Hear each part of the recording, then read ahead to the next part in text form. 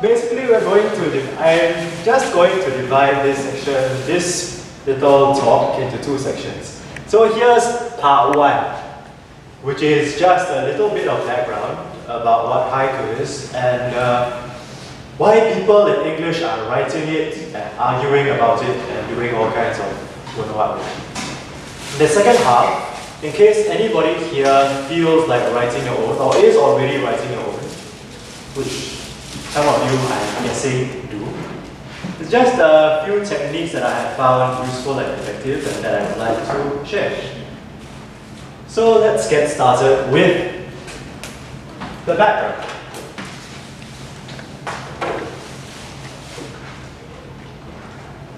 That probably wasn't the right button.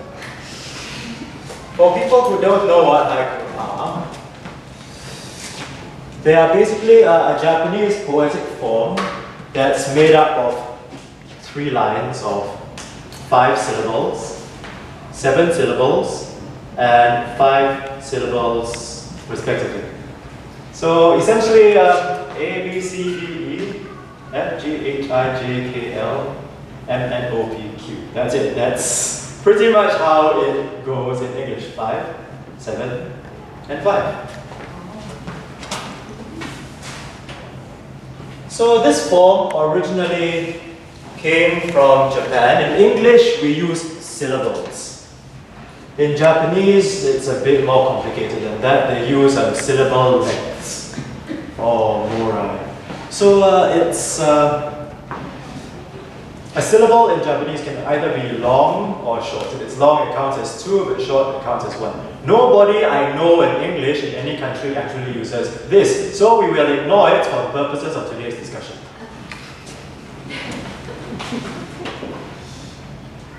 So here's an example of Japanese haiku, possibly the single most famous haiku on the planet. It's by the Japanese poet Basho.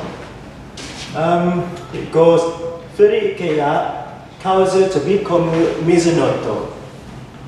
And basically it translates as ancient pond, frog jumps in, water sound. When I was a kid in primary school, we used to play this game that is, you all sit in a circle, then you're supposed to say almost these exact lines over and over again. So it's like, except that we called it one frog, jump into the lake, plop.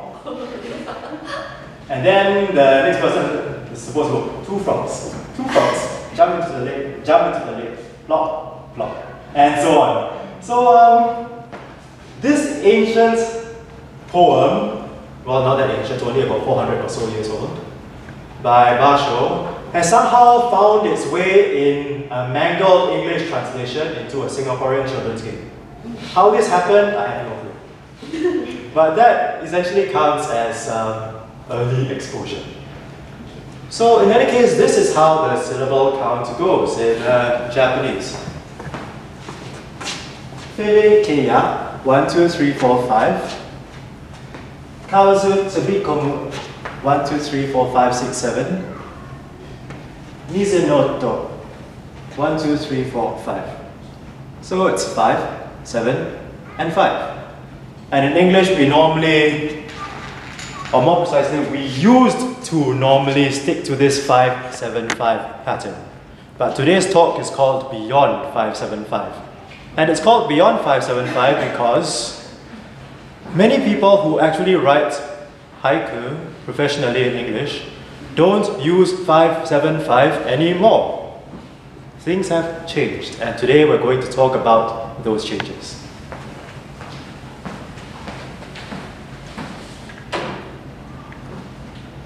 Now, not every arrangement of 17 syllables in 575 lines is poetry. Here's an example. But it is doing so on its own timetable, a slow timetable. This is a fragment plucked from nowhere that just happened to fall into 5, 7, and 5. Is it poetry? No, not unless you really want it to. Here are a couple more examples. Here's the second one. The United States and South Korea must apply patience and pressure. 5, 7, 5. Poetry, probably not. Here's your third one. Sol Melia owns and operates 24 hotels in Cuba. 5, 7, 5. Poetry? No. All of these come from the same source. They come from WikiLeaks. These sentences were all swiped from leaked diplomatic cables and were never intended to serve as poetry. There are actually programs out there, little applets that you can take and apply to any piece of text, and it will rip 17 syllables out of it for you.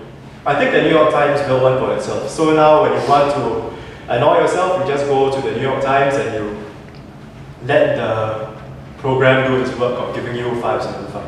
So you have weird things like, as is usual, the Pope remained above, no, as is usual, the Pope stayed above the fray and did not comment. 5, 7, 5. That kind of thing happens. But a lot of people think, at least today, that any group of words arranged in 5, 7, 5 becomes a haiku.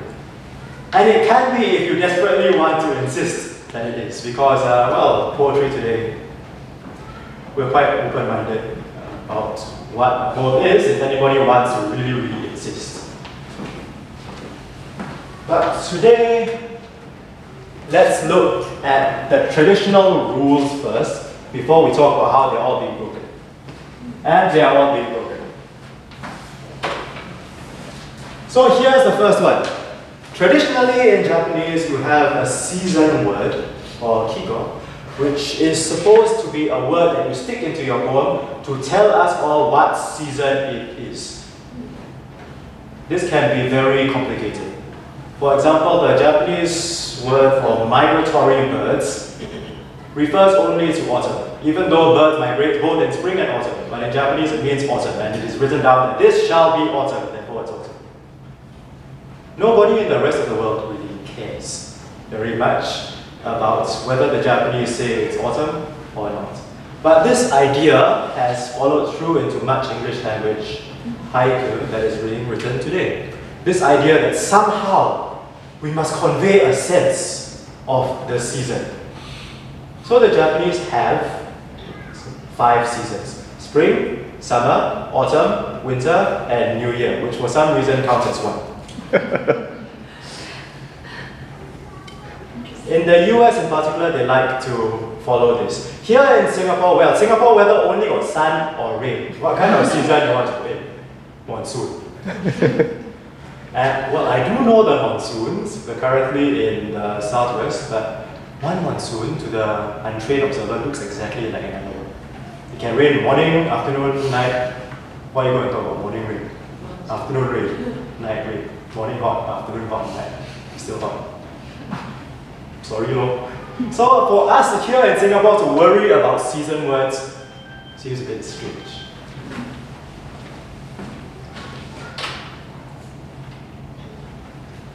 Here are another two of the so-called traditional rules. Supposedly, haiku is supposed to focus on nature. Something in nature, anywhere in nature, like the moon, the birds, shadows, the woods.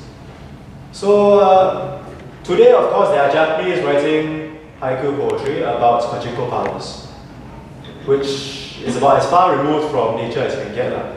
Where in nature do you have a row of people sitting in front of a machine going, and you watch the ball going. So, but that's still part of the modern tradition, which is changing the way we look at things. But traditionally, they've always had something to do with nature. You also have this idea of a cutting word, or kireji, which is supposed to slice the poem into different parts. We have no such equivalent word in English. So whenever we want to break our poem into 2 parts, we normally just use a comma, or we use a dash, or a colon, or whatever, something like, as long as it breaks into 2 parts, we don't really care.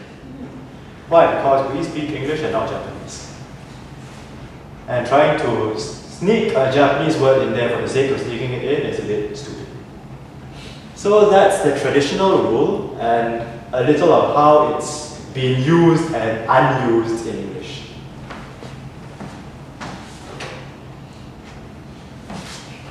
All of these supposed rules are really more like guidelines which have been broken over and over again even by the great masters. Some of the greatest masters of haiku, including Basho himself, routinely failed to use season words or cutting words or even 575. So sometimes they would extend their syllable counts, less often they would shrink it. Mostly they would extend it.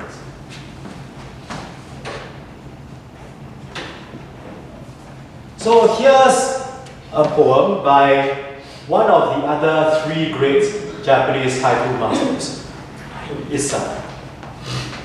It goes, Ushi mo mo mo kiri kara detari kari.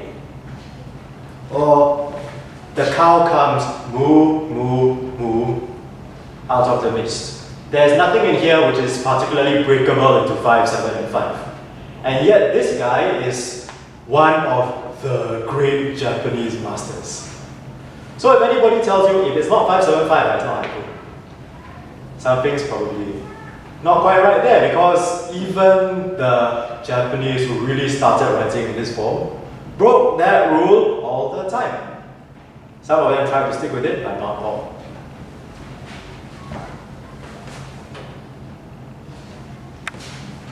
Roughly about 90 years ago, something else happened. Something called jiritsu, or free-form haiku, in which the Japanese were influenced by the Americans. And they realized, wait a minute, these American poets, when they're writing poetry, it doesn't rhyme, it doesn't follow a meter, it's just a few words after another. So the Americans were influenced by the Japanese. People like Ezra Pound in a station of the metro. The apparition of these faces in the crowd, petals on a wet black cloud. That's Ezra Pound, influenced by Japanese haiku. But the Japanese themselves were influenced by this style of imagistic writing.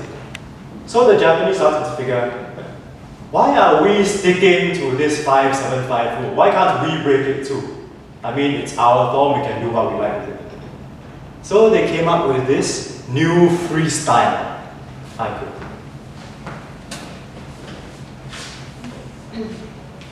So here's an example by Tomizawa Kakio. Samayoeru ma kyoshu to narite kieru, which means a wandering horse turning into a longing for home vanishes. 575, gone missing. Here's another example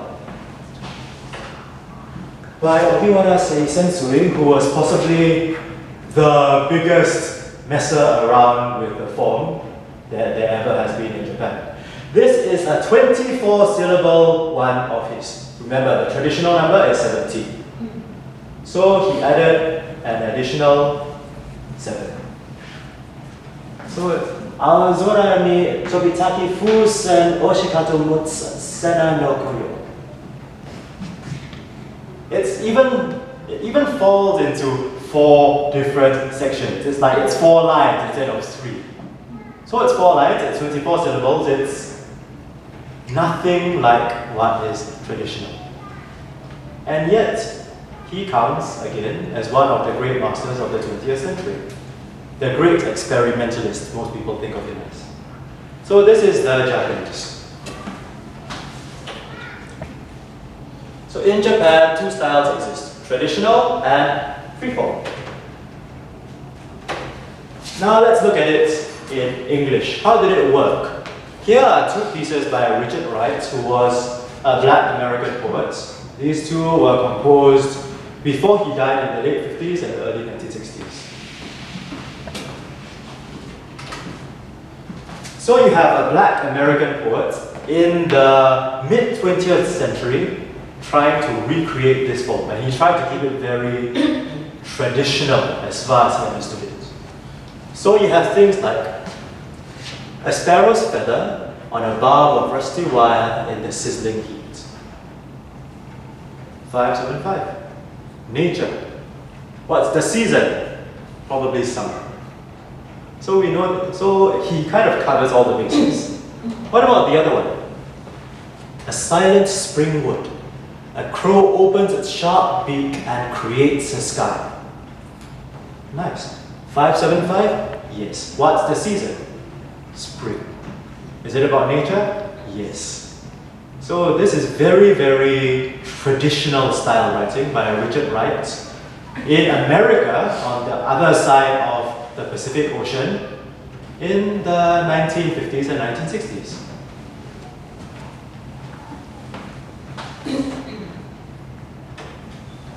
Because I said I would read from my book, here are some I wrote.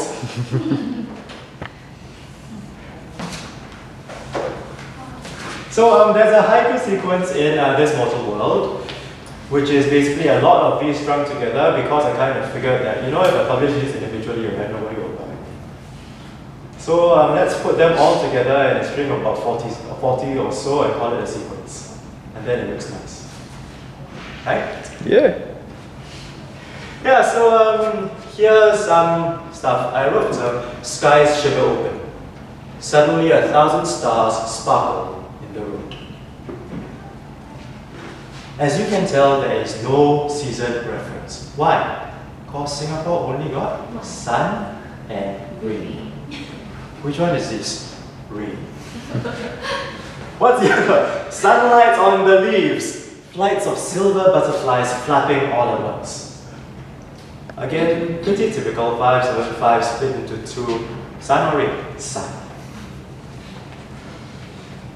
This third one is written in Ireland, I think, which is why there is a mention of the magpie, which we don't have here. The closest we have is the magpie robin, which we almost hunted into extinction and is now starting to come back. So, raised against the sky, gripping tight a tiny branch, one lonely magpie. So these are my attempts at working with the haiku form.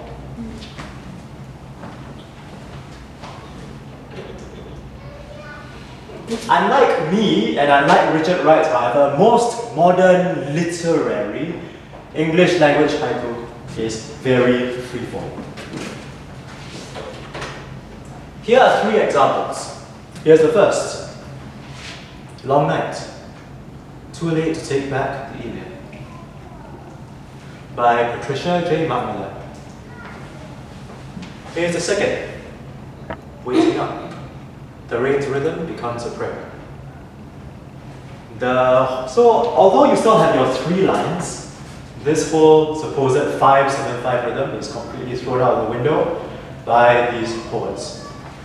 The third changes it even more. Another bird dream probing the tenderness under a wing. It's all written in a single line. The Japanese themselves, when haiku is being written out, they write it out in a single line as well. So technically, this is closer to authentic Japanese practice. Does it actually need to be authentic Japanese practice? The answer is of course no. All 3 of these were written, I think, early this year or last year. They come out of Frog Pond, which is the journal of the American Haiku Association.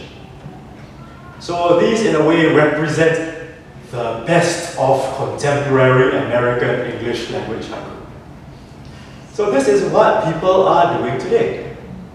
So much so that this has now become the default style. Some of the journals, in fact, if you send them something in 575, they look at it and like, why are you sending me this? Because nobody writes like that anymore. It's true. So things have changed a bit, and this style is now actually becoming more and more the international standard.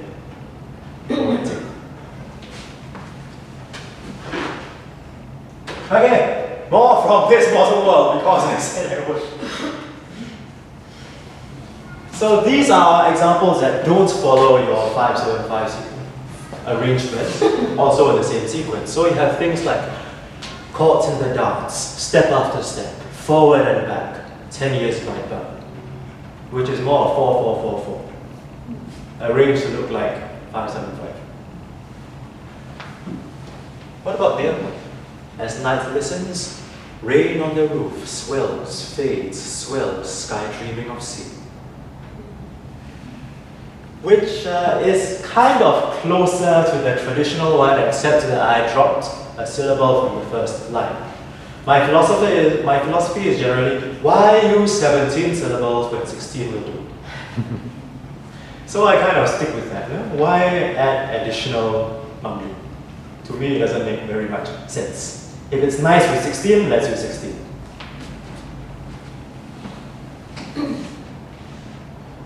So why has this changed? Why is it that people are no longer bothering with this 575 style anymore? Firstly, because English generally contains more meaning per syllable than Japanese. Japanese speakers need more syllables, essentially, to say the same thing that English speakers do. Does everybody here understand a little Chinese? Mostly, right? You can compare it by looking at Chinese. I mean, Chinese can get across an entire idea in a single syllable. Imagine if Chinese people were to write like 17 syllable haiku. It would probably feel like an essay. I mean, like Chinese poems Chinese 绝句are 20 syllables at shortest. 5, 5, 5, 5, the end. And it rhymes. And it contains more information than a Japanese haiku does, which are kind of trying to capture the haiku spirit, whatever that is. Which often means using fewer syllables. I think after years of discussion, the optimal number seems to have been agreed to be 12 in English. How was this arrived at? I don't know.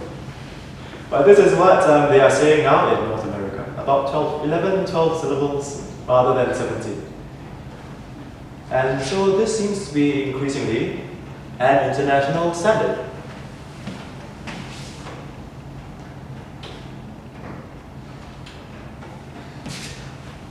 Lots of people also make changes. Some writers bother to keep the season word, others don't. I don't, for obvious reasons. Some writers substitute cutting words with dashes or pauses, others don't. A cutting word would be replaced in English by a dash, kind of like this, like the one after swells. So as night listens, rain on the roof swells, fades, swells. That's the first half, sky dreaming of sea. Second half. If I remove the last line, the first would be able to stand on its own.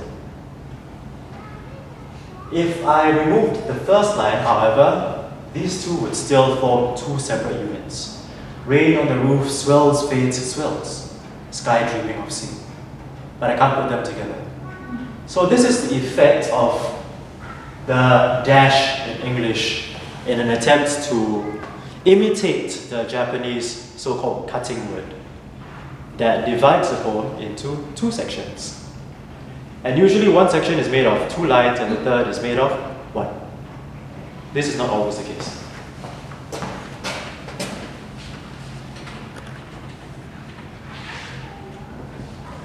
So, to sum up, a lot of debate is going on in the English-speaking West, by which I mean the United States, Canada, the UK, Australia, and New Zealand, about what should and should not be considered a haiku. I'm serious, a lot of argument is going on.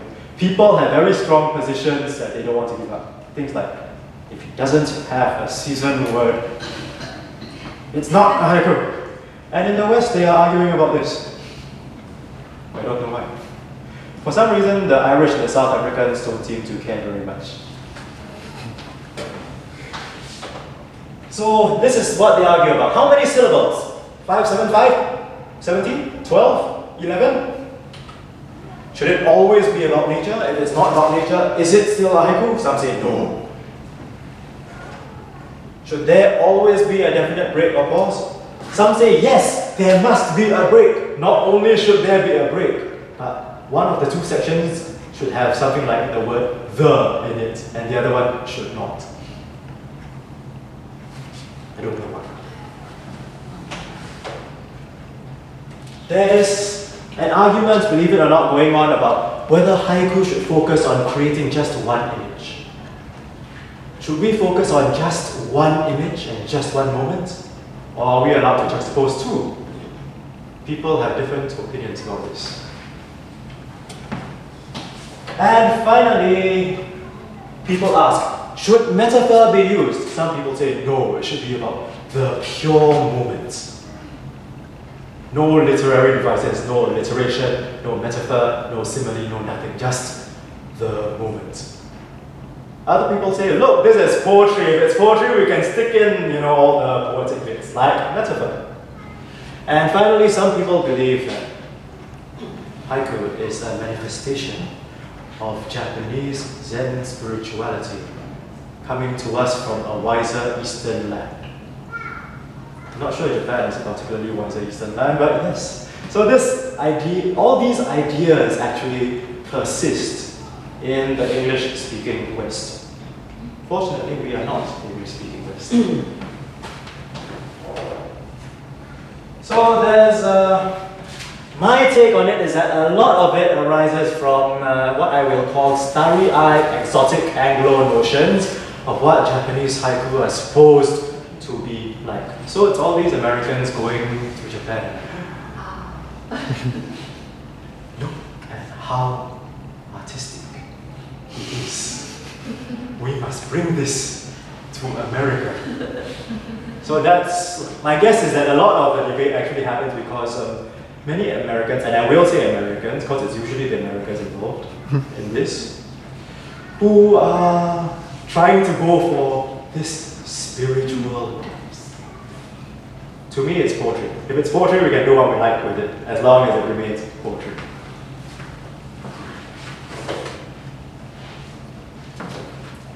Japanese organizations, like a group of major Japanese and international haiku writers came together and made the 1999 Matsuyama Declaration about the spread of haiku internationally. And they say, people everywhere in the world are now writing Japanese haiku, but not in Japanese, but this is good. We should not restrict them to syllable counts or to season words because there are places which don't have seasons, or to anything, but as long as they preserve the spirit of it. So the Japanese have a very clear idea of what the spirit of it ought to be, and they have kind of put it out there as kind of a standard to be followed. Is there anything wrong with this? Of course not. Do we have to abide with it? Also, of course not.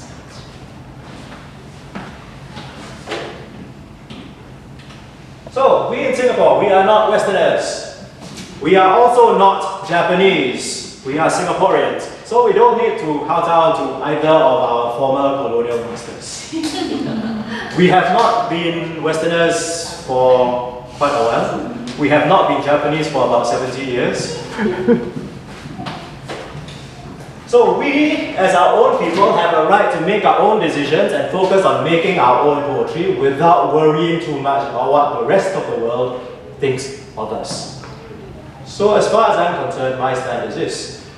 If the form, however we choose to interpret it, is useful to us, then let's take that form and make it our own and do something with it and create poetry with it. Instead of falling into somebody else's conversation, whether it's an Australian, American, English conversation, or whether it's a Japanese conversation. Let's create our own work for our own country in our own circumstance. So having said that,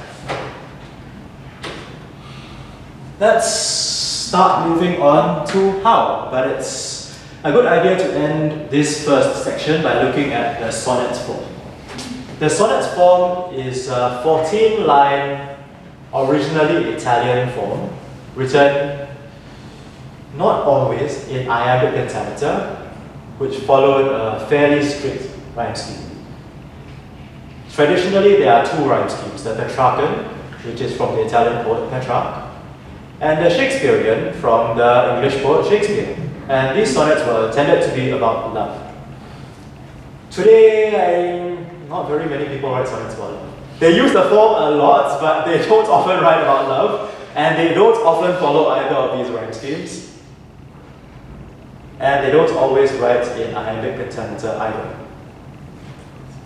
So things have changed, and this is how progress, especially in literature and poetry, is made. Not by rehashing the past, but by creating the future. So let's talk about how. End of part 1. Questions up to this point. On to part 2. Do you have to know Japanese? Do we have to know Japanese? No. No.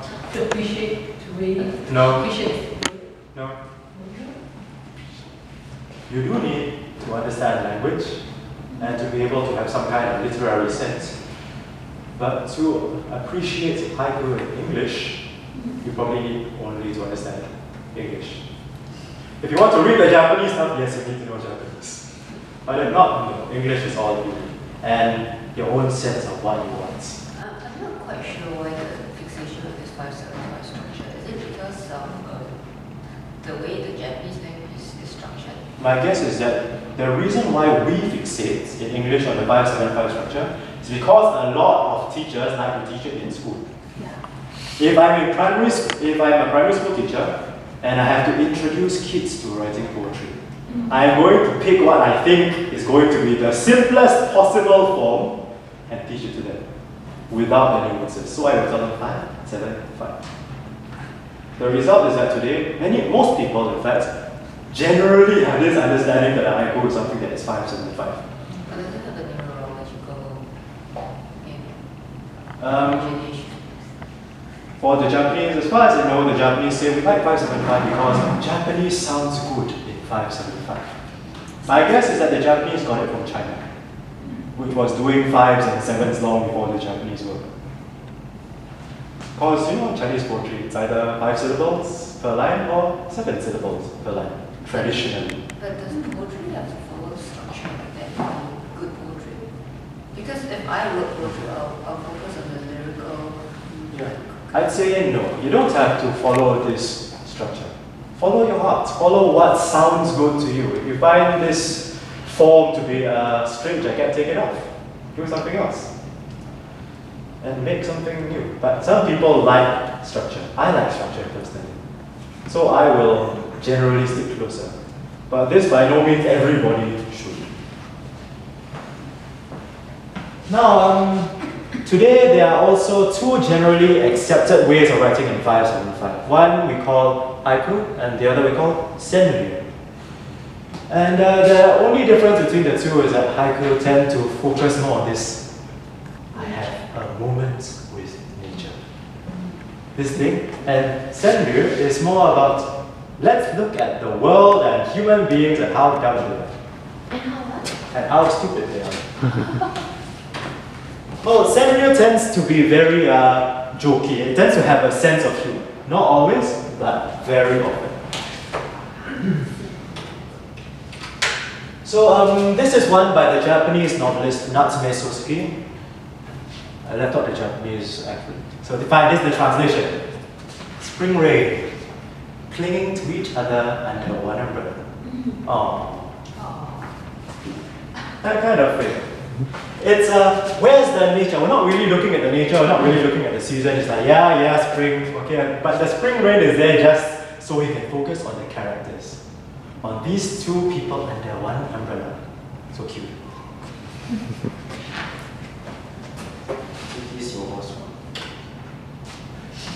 Okay, this is another one about, also Japanese. This is about a politician who built an additional house using government funds and tried to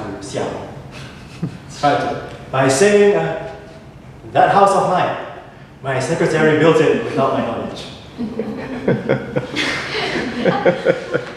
So this is kind of what senryu is like. Let's look at people and human foibles, the things that people do.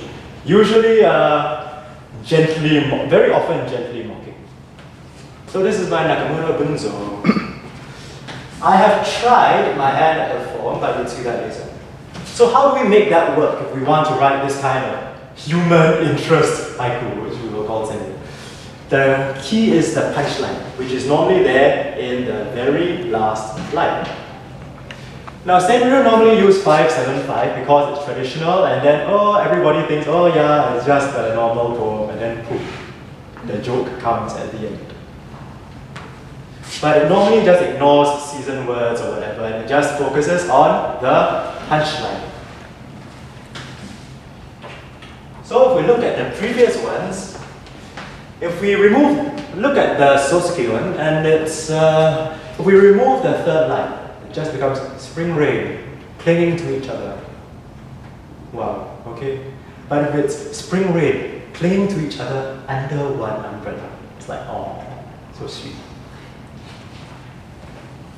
If we remove the last line of the second one, the house of mine, my secretary built it. It's okay, you know, but the house of mine, my secretary built it without my knowledge. Then humor begins to come through. So usually, this is, I would say, probably the easiest and simplest, most basic form for anyone who wants to try it. Just do 5, 7, 5, and make sure there's a joke in the final one.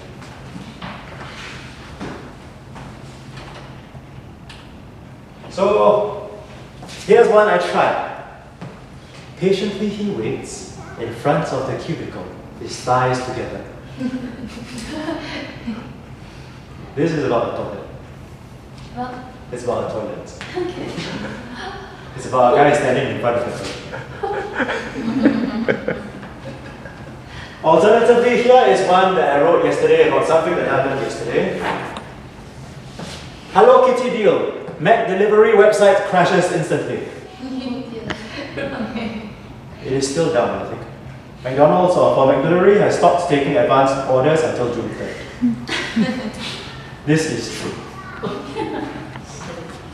Yeah, so it's 575 with a joke at the tail. That's all. This is Senri. It's generally quite easy to do if you keep an eye out. Another form is what I talked about earlier, this idea of splitting the poem into two different parts. So that you have two sections, like 5, 7, 5, or 5, 7, 5. So you have two different meaning units. In English, of course, as mentioned, we use a dash or a comma or a semicolon or a colon to do this. But why would we want to do this in the first place? It's so that we can open up room. For instead of just talking about one image, oh, look at the stars. They are very bright. If we brought that out into look at the stars, look how they shine for you. We've got something else going on there. So if we split it into two parts, there is room for juxtaposition. For example, this, I think this is this from this novel world or is this one of the new ones? I've created a new sequence which I'm hoping will come out in the next book. New one. Yeah, new one, okay. Yeah, midnight, Raffles Place. All the city's towers just a frame for the moon. So it's split into two sections. The first is, here's the sea, midnight at Raffles Place. The second half is the description of the sea. All the city's towers just a frame for the moon. First half, second half. Image, commentary. But you can do nearly anything with this. This is another example where I decided, you know, let's not break it into two lines, one line. Let's put the break dead center. So this becomes between office towers, sunlight, a forgotten gate to fairyland. First half, second half, except that the split happens in the middle. That's all. So this is a technique, it's a very simple technique that you can use. If in doubt, draw a line somewhere. Serious. Here's the line, draw it. Whether you draw it at the end of the line or somewhere in the middle, it splits your poem into two. When it splits your poem into two, you can match the first half to the second half, and then they can bounce off each other and create more meaning. And that is nice. Here's another example where I put the dash after the second line instead of after the first line or in the middle. So I blink. Already lights draw down the sky again. So fast time passes.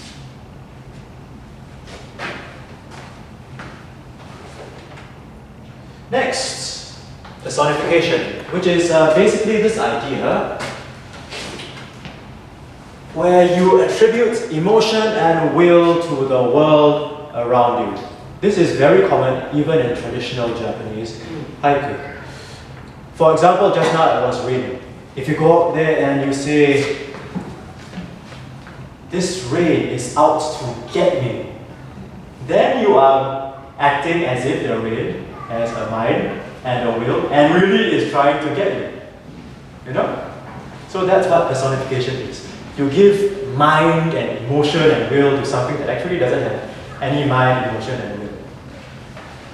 Often we do this very instinctively, like you walk, you stamp your foot on a chair. Stupid chair!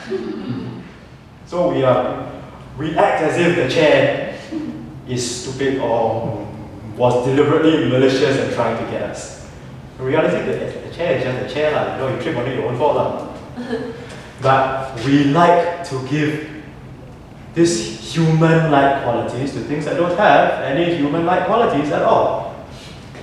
So since we do that all the time, why don't we take it and stick it in a poem?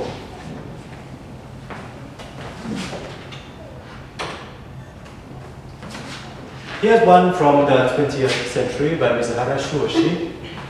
At midnight I wake and hear the wind soliciting an avalanche. Very dark. I wake up at night and I hear the wind telling the mountain to fall down. So this, in a sense, is personification. The wind is treated as if it is alive, and not just alive, evil. So that's what's going on. Examples from myself. Competing to see who snuffs out the candles first. My breath and the wind. This is about, trying to blow out a birthday candle on a windy day. It's as if the wind is trying to blow it out before I can get to it. So that's giving emotion to something that doesn't have emotion. If we do it deliberately, we can create poetry. Another example, daybreak comes calling, laying on the long table its sheets of white gold. As if the morning is your friend and has come into your house and put down a long ray of sunlight for you. That's how it works. Daybreak comes calling. The daybreak has come to visit you. Laying on the long table its sheets of white gold.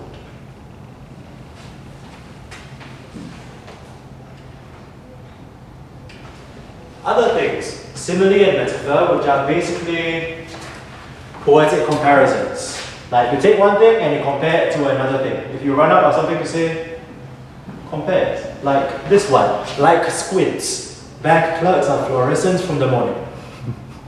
So these bank clerks coming out of the aircon are like squints. In Western poetry, this is generally seen as the building block of everything that poetry is made of, the comparison. So that's simile. Simile is when you say something is like something else. Metaphor is when you say something is something else.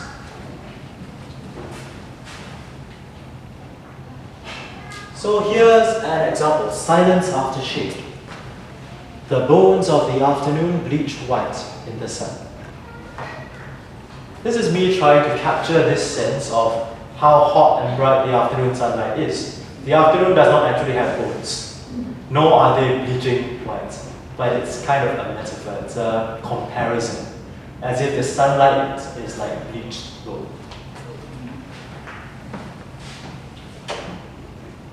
Alternatively, we have this one, a pallid blade poised against the throats of the east, past midnight's moonrise.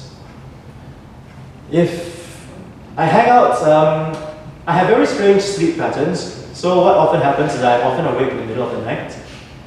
And as the moon wanes, it tends to rise later and later. So you will find the waning crescent only rising at like 3, 4 a.m. in the morning. Almost sometimes 5 a.m. in the morning, you will see the moon rising in the east, and it will be a crescent. So I was trying to capture that. It's like a knife, a scimitar against the throats of the eastern sky. So that's a comparison. I'm not saying that yes, the moon is a knife and if you point at it, the goddess will cut your ear or something like that. But I am making a comparison. So that's how metaphor works.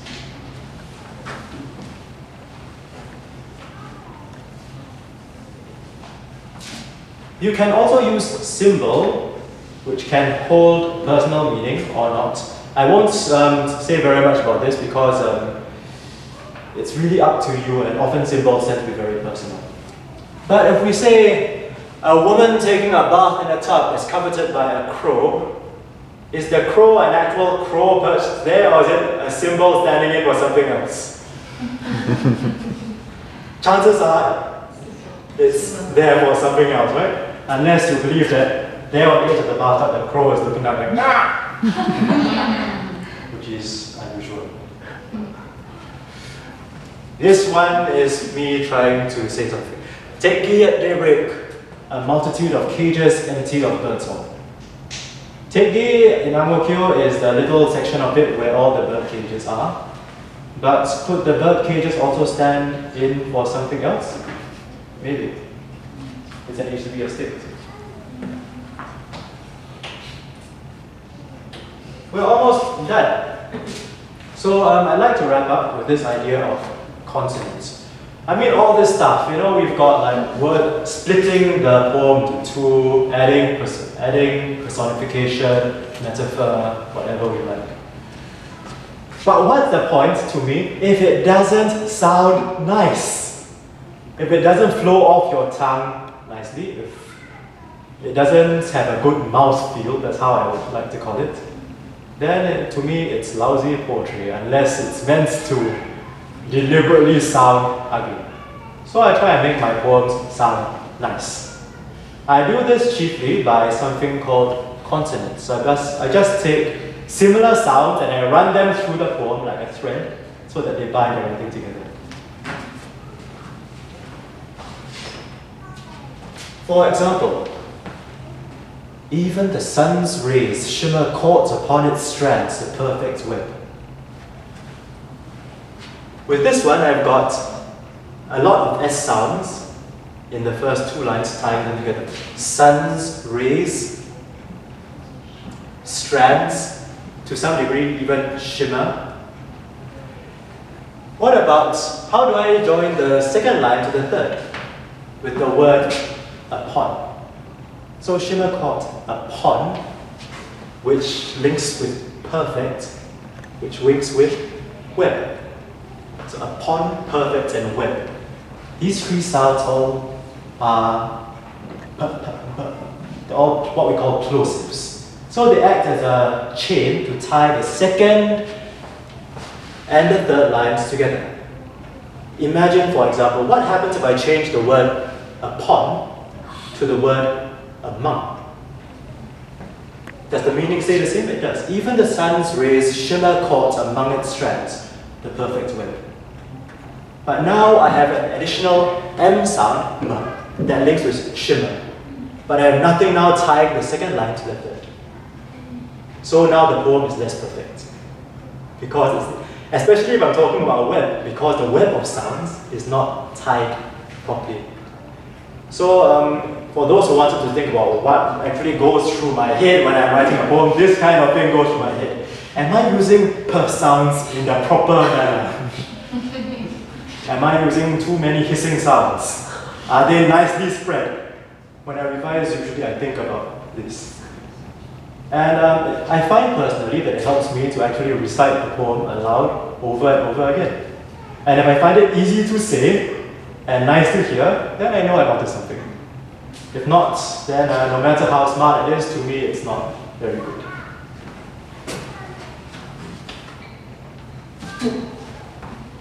Here's another one by me. Faithful unto death.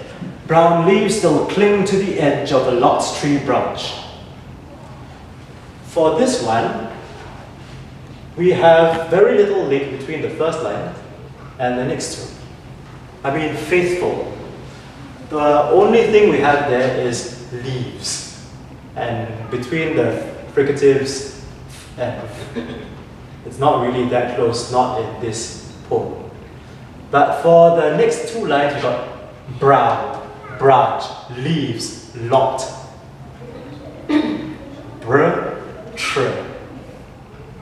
So you have this kind of, so the division, the sounds make the division between the two halves. This line here marks the division between the two halves, but the sounds tie them together as halves. So faithful unto death. Brown leaves still cling to the edge of the lot tree branch. You have meter, you also have le, still, cling, lot, brown, branch, tree. And all that is put in there on purpose to join it all together. So that's how I think, that's how my mind works when I am writing. So that's it. It's by no means an exhaustive list, but it's good enough to get started if any of you want to apply these. So we have the punchline. Remember, if you want to stick a joke in at the end, like, you know, Hello Kitty deal, delivery website crashes yet again or something. Splitting the poem into different sections so that the two sections can play off each other. So you have now room to put in two images, not just one. You can use personification, giving a sense of emotion to things that have no emotion, like stupid chair. You can use simile or metaphor as comparisons. Like, the sun is like an orange. If you desperately want to say the sun is like an orange. Why, I don't know. But you could. You could use symbol, like the crow, or the bird cage, or the empty chair, or the unread book, or anything like that. And finally, consonants is basically a set of repeated sounds that are used to tie lines together. That's all. This is what I do, the basic stuff. Right, and that's the end of my presentation today. Thank you all for listening.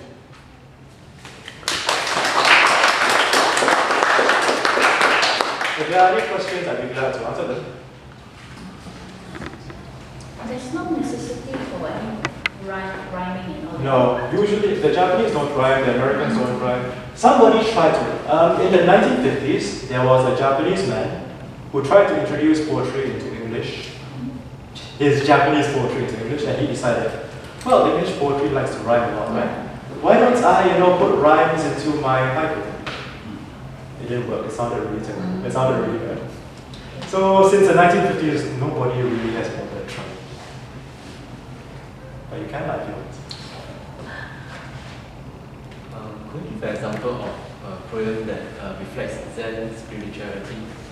A poem that reflects Zen spirituality. Or poem, so that I can find out more. Oh, okay. Poets that do that. Basho, earlier on. B-A-S-H-O. With his ancient pond from Johnson, water side. What's he focusing on? This is the moment. Here is the pond. Here is the well. Here is the frog. Be in the present moment and listen to that sound. That's what essentially Zen, as I understand it, is about. This kind of being in the moment without thinking about anything. So when Basho says this, he's not thinking about, frog has jumped into the well. Why am I still alive? Why am I not drowning myself in the well like the frog? He won't think that. Or it's not going to be, the frog has jumped into the well, but my wife is still not home. None of these other thoughts are coming to your mind. Right? Instead, you just have the moment as it is. Ancient pond, frog jumps in, water side. Or as we in Singapore say, one frog jumps into the lake. Are they like corns? Are they kind of like corns? K-O-E-N? Yeah. Corns are more like, Zen rap? Yeah, weird Zen sayings designed to provoke you into thinking by being completely absurd. Sorry. But again. Yeah, koan, as far as I understand it, I'm not an expert on Zen by any means, or Buddhism, I'm not a Buddhist. But as far as I understand, koan, K-O-N, is an image or an idea expressed by Japanese Zen teachers to try and help seekers gain enlightenment by asking them stupid questions. Like, the classic one is, what is the sound of one hand clapping? That's a cool. That is a cool. That's a koan. Oh. As far as I'm concerned, the answer is clap. That's an aha moment.